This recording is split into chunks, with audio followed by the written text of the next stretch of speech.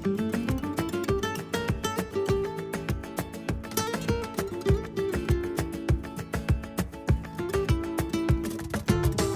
mis rodillas, rogando por favor, no me dejes solo en mi vida.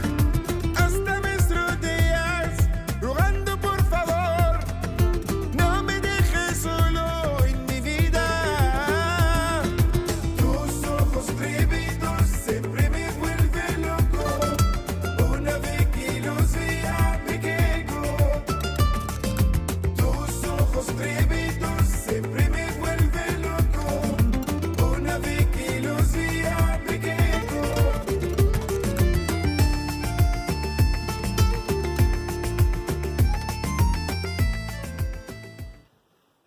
Hey guys, how are y'all doing?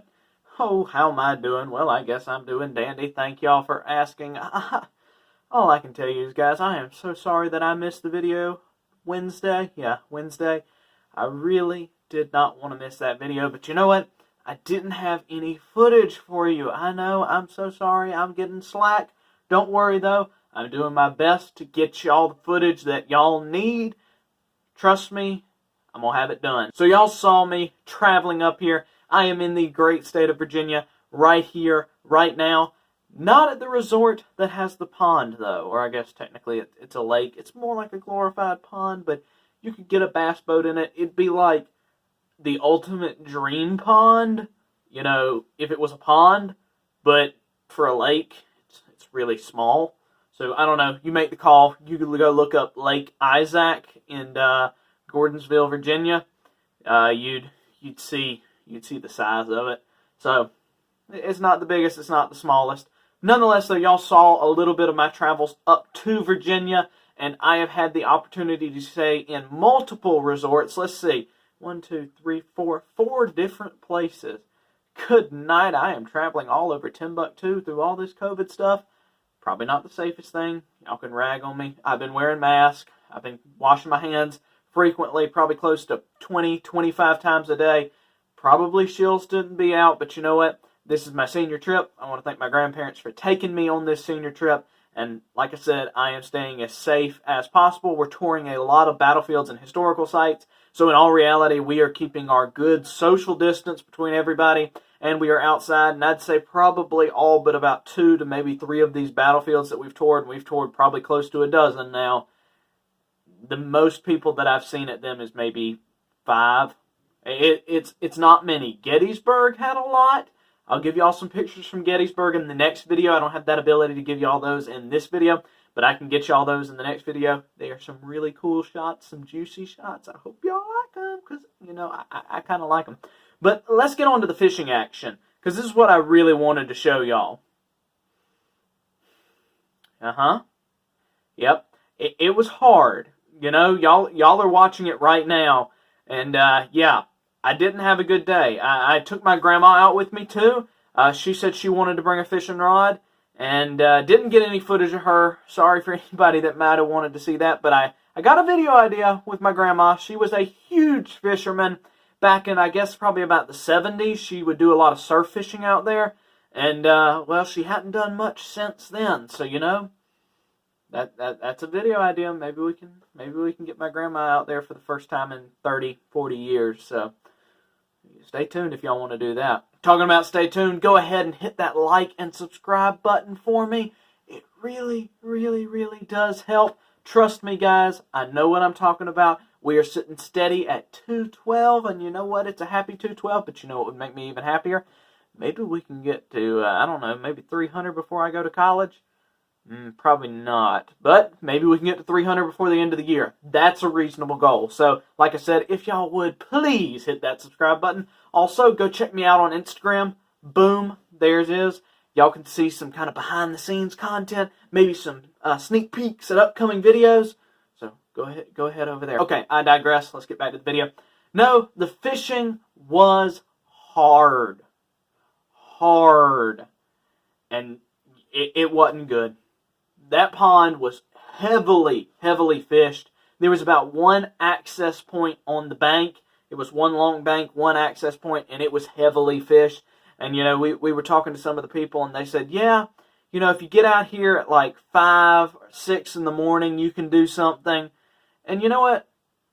I just didn't have the ability to get out there at 5, 6 in the morning this time around. But I promise you, if I had a boat, which hopefully one day I will, you know what? I might get in that boat because it's a fair-sized pond, small lake, whatever you want to call it. And I could get back in some of those inlets back there and, you know, smack them, get that Virginia bass. I don't know. Never caught a bass in another state. So that is yet to come. And you know what? The goal is to get it done by this year, or at least by the next 2 years. I can guarantee in the next 2 years we're going to have a fish out of another state. Okay, nonetheless, though, the fishing was extremely hard. That's about all the footage I could get from it because, well, that was about all the fishing I did. Let me show you what jig I was using for this because I was jig fishing majority of it. In fact, I threw a Wacky Rig Lime Truce Zoom Finesse Worm and didn't get any hits on it. I threw a popper around a little micro Rapala pop. Caught more fish than you can think of. Love that little bait. Probably getting close to time to retire it because it's starting to lose a lot of its paint. Its skirt is all messed up, gnarled up. It's a little micro pop, about yay long, and you know what? It is the bomb diggity. I need to pick up some more of those, and I need to get, honestly, some good full-size poppers, you know, like that. Probably need to pick up some jerk baits, but let's show you this jig that I was using. Bring it right around, got the handy-dandy book bag. That book bag has been with me for turkey hunting, deer hunting, elementary school, you know, all the important milestones of your life. I actually killed my first deer with this book bag in the tree stand with me. I was eating a chocolate bar the morning before in the tree stand, and then I killed the deer that night. So, good old chocolate carrying deer hunting book bag. Spicy. Oh Lord, man almighty. I got too much stuff in here. This is why I carry a tackle bag that's got a ton of stuff in it and don't try and cram it all in one Plano box.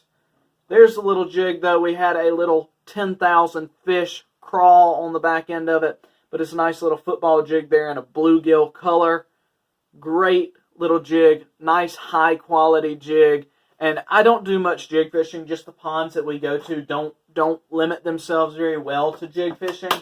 So I don't use them a lot, so I thought, honestly, this is a good time to maybe capitalize, get ourselves a jig fish.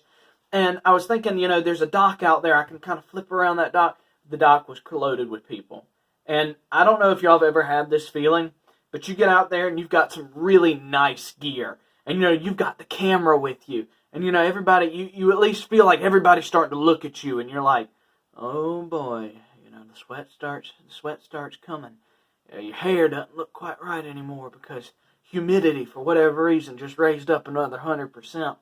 And you're feeling like you're expected to catch the fish because, you know, you feel like everybody's looking at you. And you get out there and you fish for 30, 45 minutes, and you cast around and you flip around and you don't catch anything.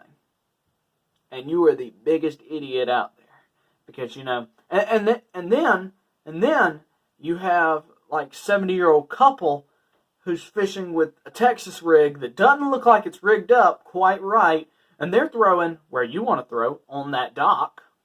Go figure, because they got out there like 30 minutes before I did.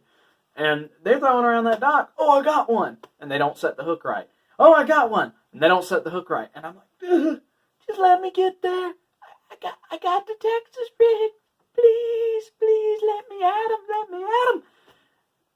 But you can't get at them. It burns. Right there it burns. And fish, you can smell them through the water. And you can see the other danglers out there on the boat. And you know, they're just having the time of their life, laughing and eating Cheez-Its and stuff. And then you're standing there on the bank, flipping a jig around in a heavily fished area, looking like a total idiot.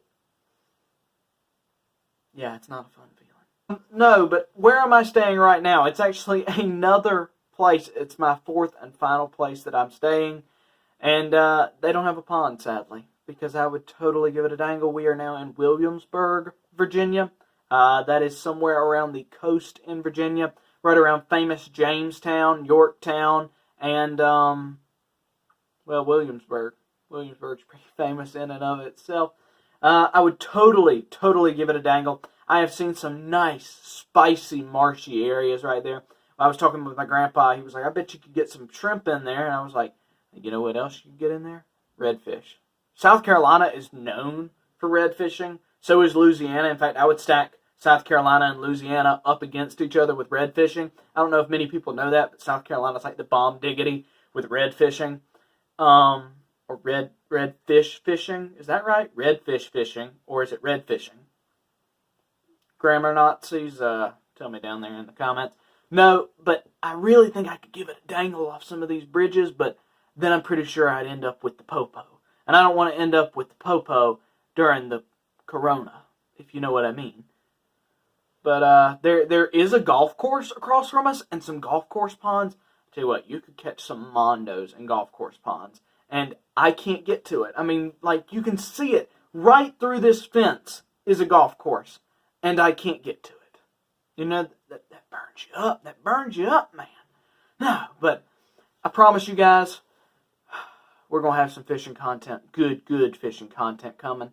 I'm trying to get back to a Cabela's, and we're going to pick up another weird soft plastic, or maybe like dollar bin crankbaits or something, and get those Craps boys back out there, and maybe try and give it a dangle with another fishing challenge. Y'all seem to really like those fishing challenges, so we're going to try and give it another dangle with those fishing challenges. Other than that, though, nothing really extraordinary has happened on this trip in the means of fishing and everything. So I'm legit sorry. Y'all did at least see me make some cast in this video.